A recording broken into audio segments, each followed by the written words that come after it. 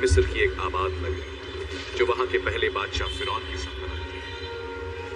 उस सल्तनत में ताकतवर इम्होटेप भी रहता था, जो फिरौन का अजीम पादरी था, जिसमें काले जादू से मुर्दों में जान डालने की काबिलियत थी। वहां अंगसुनामुन भी रहती थी, जो फिरौन की माशुका थी। बादशाह फिरौन के अलावा कोई दूसरा आदमी उसे छू नहीं सकता था।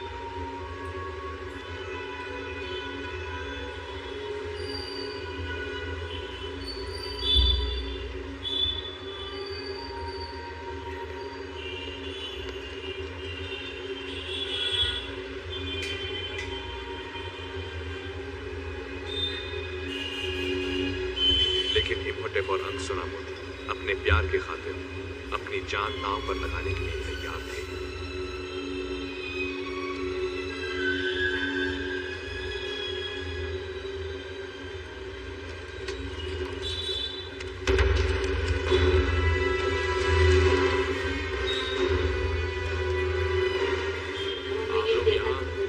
यहाँ क्या कर रहे हैं?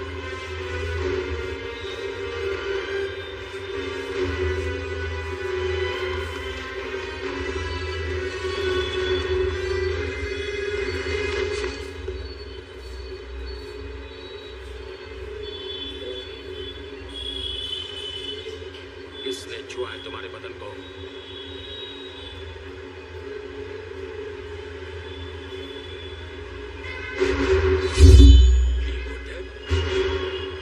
मेरे पादरी,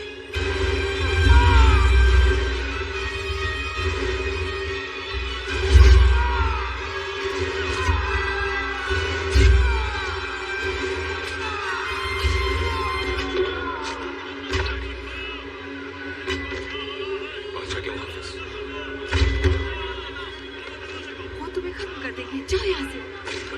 देखो, सिर्फ तुम्हें दोबारा जिंदा कर सकते हो मुझे।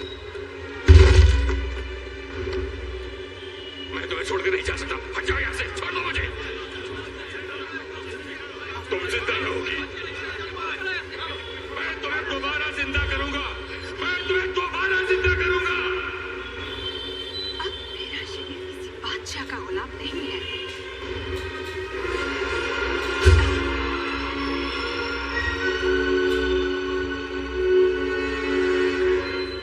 अंगसुनामुन को दोबारा जिंदा करने के लिए इम्होटेप और उसके साथियों ने तहखाने में घुसकर उसकी लाश चुरा ली।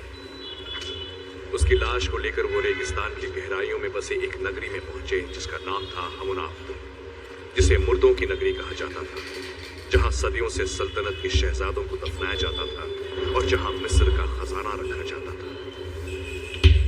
प्यार की आग में जल रहे इम्होटेप अपने साथ तहखाने में काले जादू की वो किताब भी ले गया, जिसकी मदद से वो अंगसुनामुन को जिंदा करने वाला था। अंगसुनामुन की रूह दोज़ख के अंधेरों में जा चुकी थी। उसके जिस्म के खास हिस्सों को निकालकर 5 पाक मर्तबानों में रखा गया था।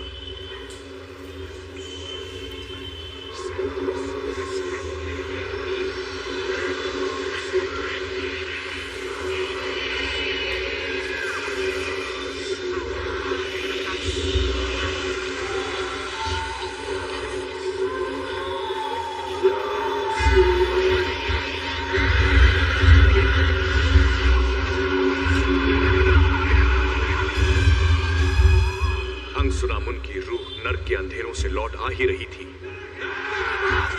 कि बादशाह के मुहाफिजों ने इम्होटेप का पीछा किया और अंगसुनामुन को जिंदा करने से पहले ही उसे रोक दिया।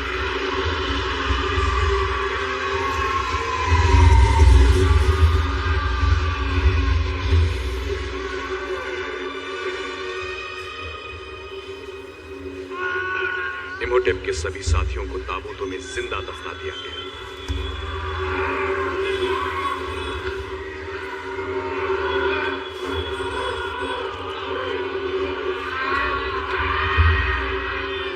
और इम्होटेप को होमदाई की सजा सुनाई गई, जो एक ऐसा खौफनाक श्राप था जो इससे पहले कभी किसी इंसान पर लागू नहीं हुआ था। उसे कुनुतशुदा लाश बनाया गया। मौत आने से पहले उसे मम्मी बनाया गया।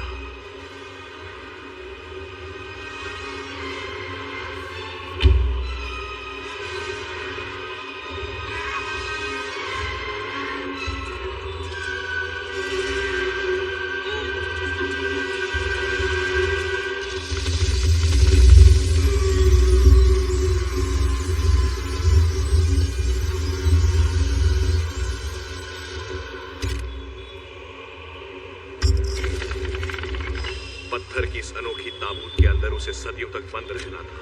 दुनिया की कोई ताकत उसे कभी आजाद नहीं होने देगी, क्योंकि अगर वो आजाद हुआ तो कयामत आ जाएगी।